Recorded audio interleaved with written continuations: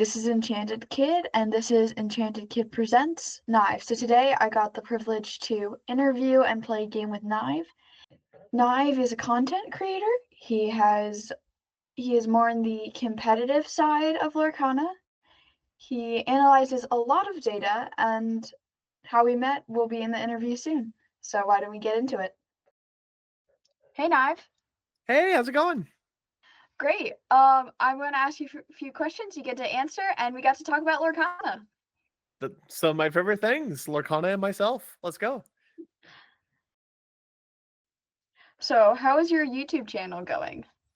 It's going well. I'm about as consistent as an Oswald trigger, but but it's been great. I have draft guides up on there for every set as it comes out. I have been formulating a couple ideas for videos whenever those come back up, but yeah, I've kind of been off it the past couple sets, but I am in the process of building it back up. Yeah, it'll be great. Funny story about how we met. So I had watched Nive's videos before, and this is how I kind of learned how to do drafts. And we were sitting at the same table together at Chicago for the players meeting. And I didn't know who he was. So he was just another stranger that I didn't know. And so we're at the table, ran into each other a bunch that day. And then at one point he gave me a sticker. And I was like, wait, I know you. And so, yeah, we ran into each other pretty much at the end of every round, and it took until about round 7 for you to realize, like, wait, are you 9? And I'm like, oh no, I've been spotted. It's okay. I don't fangirl out like other people will do once in a while. Pretty chill with that. Yeah, or at least I try chill. to be. Oh yeah. I mean, I don't think I'm fangirl worthy, but no.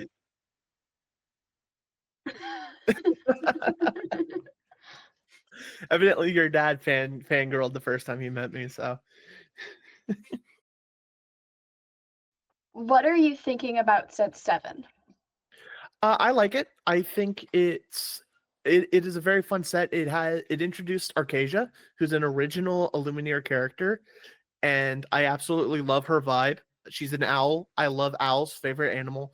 I really like her cute little animation with the flip book in the back of the packs that you can grab all the lore cards and it does a little flip book animation of her. So like story wise and lore wise, I love Arcasia's Island. In terms of constructed, it's not as fun in my opinion as Azurite Sea, but it's still fantastic.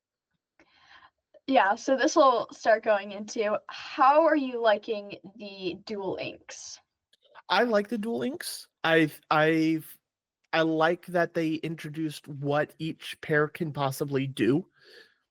I wish that they kind of implemented it a little bit more for limited, personally, but I like how they have 3 cards that are from the same kind of archetype and vibe and even franchise for most of the ink pairs, and then they just have an uncommon that goes, hey, this is what maybe both of these inks do together. Yeah, in Amber and Steel, we have the Singer with Resist 1, which I think is really cool. And if we see Song decks come back into the meta, that one will definitely be played. For sure. Resist is pretty strong, especially with a Steel format, which is what we're looking into right now. So it'll definitely replace Vanessa in this current format.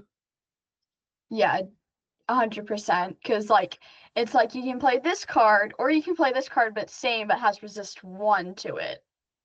Your choice. Yeah, it's one willpower, 1 resist. Depending on the format, it can be a decider.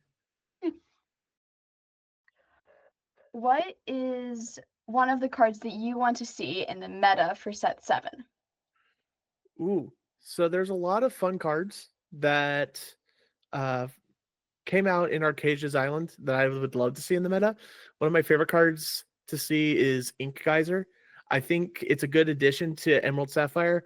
There really isn't a fantastic deck for it right now, but I think once we get some more tweaking, if say decks such as Sapphire Steel kind of dial back their craziness a little bit in terms of their inking, we'll be able to have Ink Geyser be in the meta. If not for set 7, maybe for set 8. For Yeah, set 7, yeah. Sorry, go ahead. yeah, uh, for sure, definitely. Ink Geyser is definitely an interesting one. It'll be fun to see how people use it in different ways. So, how long have you been playing Lorcana? So I've been playing Lorcana since the beginning. I started my YouTube channel back when it was announced initially at D23 in, oh, what would that been? That would have been 2022, 2023. So years ago now. That's wild. But ever since then, when we started getting reveals of cards and how to play, me and my friends actually got onto Tabletop Simulator and started just playing with the cards that we had access to. Back then, the meta was Amethyst Steel playing turn 1 Pascal, and then just having the fire the cannons with the Captain Hook that grabbed the fire the cannons, and just playing that cruel control with evasive. And then I've been playing ever since then. Went to the Gen Con release. Yeah, I've been playing since the beginning. Yeah, that's awesome. So, I heard that you played Magic before Lorcana, but how was your experience with Magic and other TCGs? Yeah, so I've been playing Magic since the Cons of Tarkir block, which would have been 2013, I believe. So I've been playing Magic for about 12 years now, which is wild to me. Um Magic the Gathering is actually going back to Tarkir, which is kind of a location that we visit hardly ever. So I'm kind of feeling nostalgic about Magic right now. Play a lot of limited, never really performed well competitively in Magic since I was in my childhood and college years whenever I was playing it. So I really didn't get the opportunity to play competitively. But I was usually the menace of my local game store. So I would say I'm pretty good at it. Yeah, it's awesome. What is it like being not only a kid but like a young woman within the field wanting to be more competitive? I It's an experience that I will never have, and so I'm curious on what your experience with it is. Um, One of the experiences that I've had a few times, and it's not like in a mean way, it's more just kind of like because I'm a kid, but I feel like sometimes I get underestimated just because of my age. Um, Follow up. Don't underestimate a kid. Oh, no, never. Never do that. No. They're there for a reason. Yep. They always know what they're doing. So, it's been amazing just seeing the competitive side of Lorcana and seeing how people see like the way like um when I was watching at Vegas, they had like this giant screen where you could watch the people who were playing. And I was watching Zan, and he did a move that was amazing. And a few sets later, I was playing the same colors. And I used that move, and it worked exactly how it was supposed to be. So, learning off of other people has been great for me, but also learning off of my moves has been great. And even having other women who play Lorcana and want to learn with me is just amazing. So, I think that this being the experience that I've had has just been amazing. At League, typically, we have 3 to 4 kids come to League, which is kind of out of the normal of normal League, which I would think. We have, I'm gonna have to count.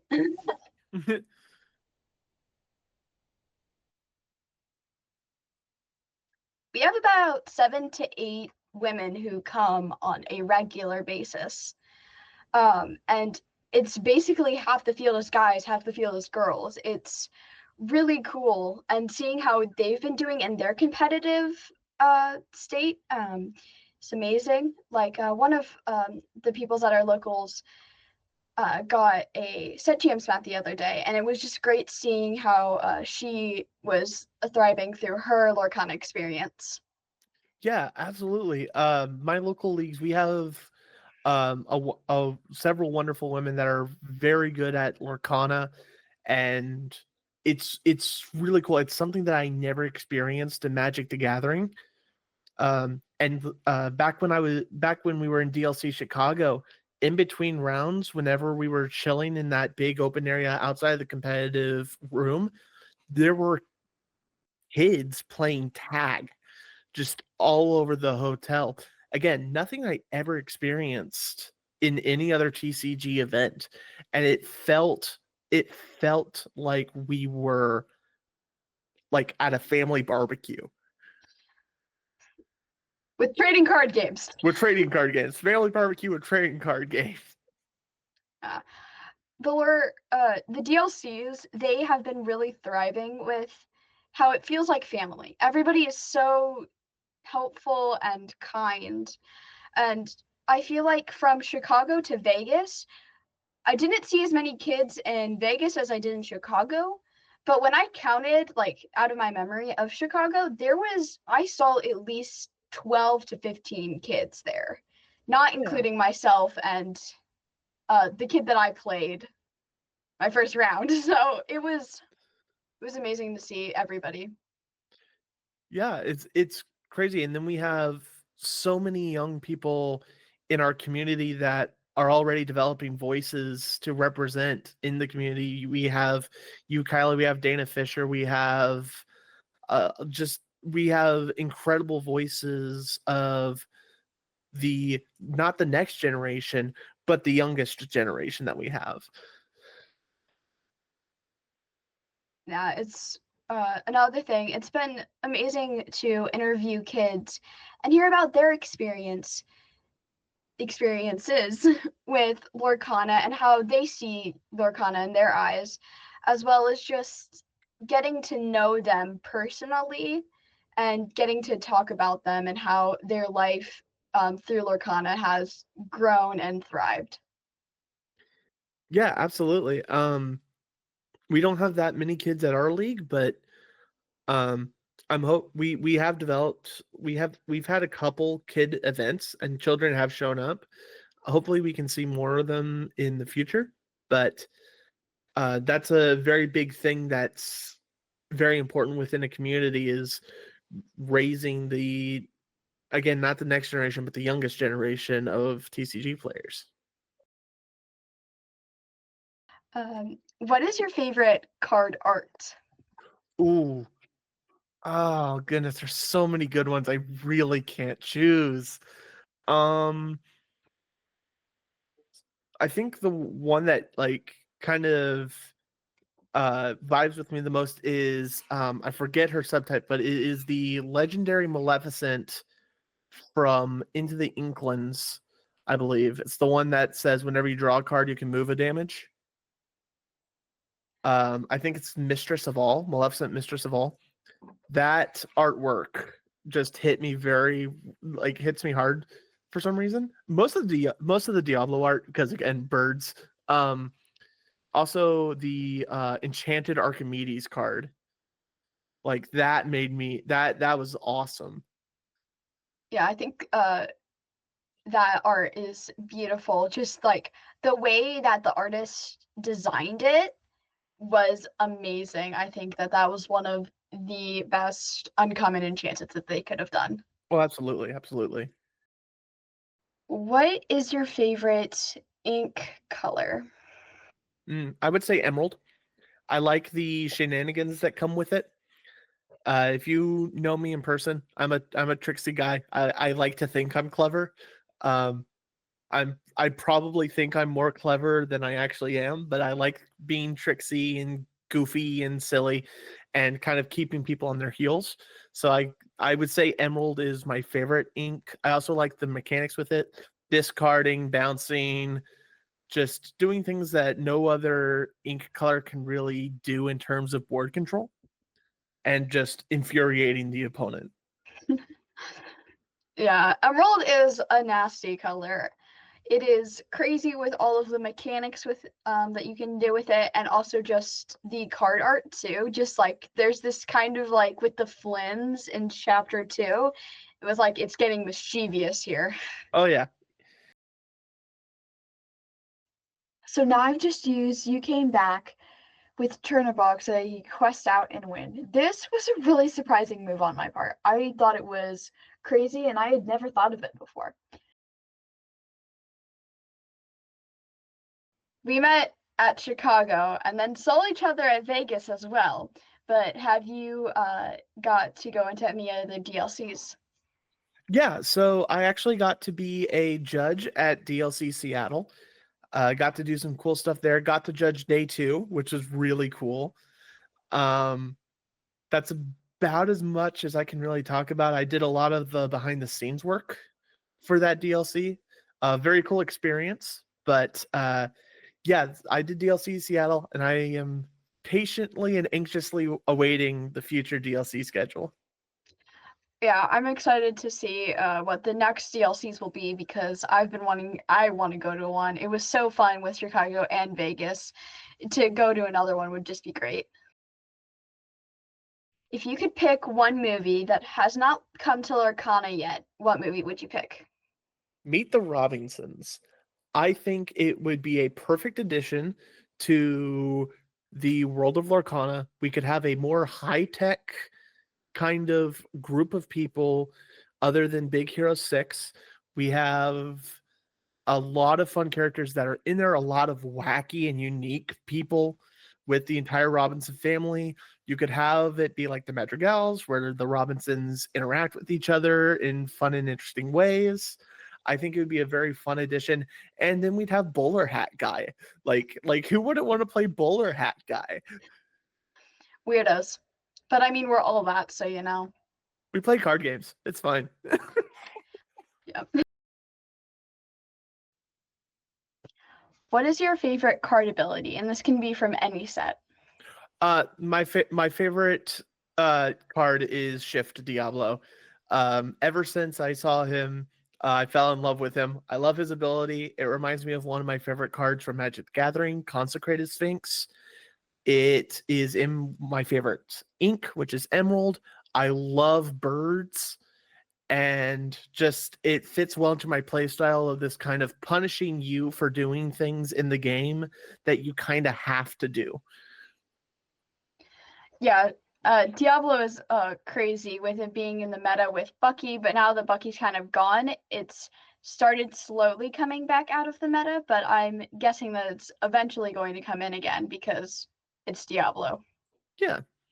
Right now, we've seen some Emerald Steel lists kind of come back to kind of attack the Sapphire decks.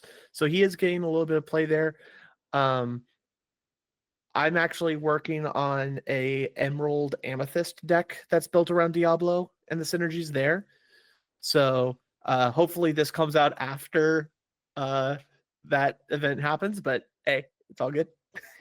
Yeah, I've also seen it played in Emerald Saf decks with the new hero. Mhm. It's really good synergy if you can shift off to the little Diablo. Absolutely, yeah. The shifting onto Diablo turn 2 is still one of the most powerful things you can do. And then to add on top of it, if you can sing a 3-cost song, pretty much any of the 3-cost songs in Steel or Amethyst or even in Emerald itself is just a fantastic thing to do as soon as turn 2. Yeah, definitely. Is there anything else besides Lorcana that you like to do for fun? I love watching basketball. Basketball is my favorite sport, and I have been analyzing and playing basketball ever since I can remember. I played in high school, I played through middle school, I played pretty much whenever I got the chance. Um, I was homeschooled, and so I was done with my homework by about 9 a.m. After that, I was on the basketball court, just shooting hoops. Um, Now I'm a big Celtics fan, so I'm a pretty happy person right now. They're playing pretty well this year, and they've won the championship. And then March Madness is happening right now, So I'm very excited. It's been a very exciting time for me at this time.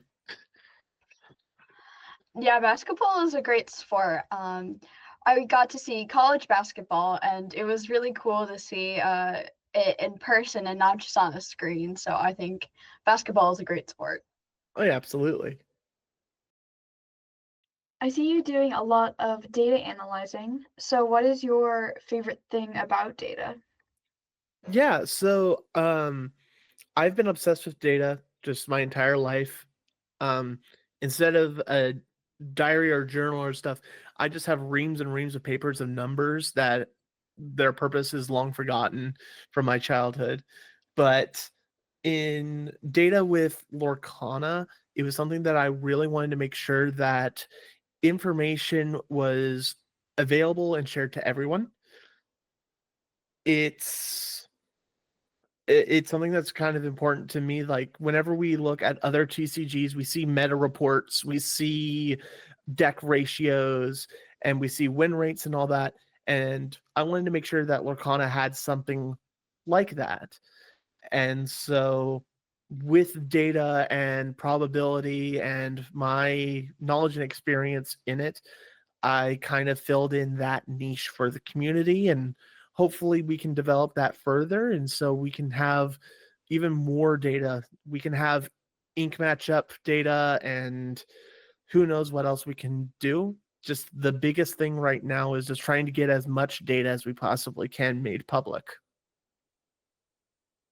Yeah, honestly, I think that it is amazing what you did and stepped up to that spot and created something where people could look and see the ratios and everything with Florcana and not just have to guess off of, well, this and this, maybe. So it's amazing.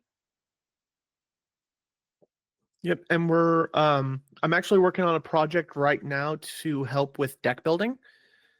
So it's essentially a way to help solve the question of like, okay, I have 9 1-drop items and I want to play Bell on turn 1.